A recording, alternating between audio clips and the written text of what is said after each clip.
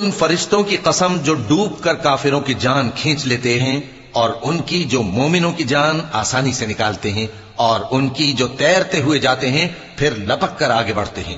پھر دنیا کے کاموں کا انتظام کرتے ہیں کہ وہ دن آ کر رہے گا جس دن وہ زلزلہ آئے گا، پھر اس کے پیچھے اور زلزلہ آئے گا، اس دن لوگوں کے دل خوف زدہ ہوں گے اور آنکھیں جھکی ہوئی۔ کافر کہتے ہیں کیا ہم الٹے پاؤں پھر لوٹیں گے؟ بھلا جب ہم کھوکھلی ہڈیاں ہو جائیں گے تو پھر زندہ کیے جائیں گے؟ کہتے ہیں کہ یہ لوٹنا تو سراسر نقصان کا لوٹنا ہوگا۔ تو بس وہ ایک ڈانٹ ہوگی، اس وقت وہ سب میدان حشر میں آ جمع ہوں گے۔ اللہ تم کو موسیٰ کی حکایت پہنچی ہے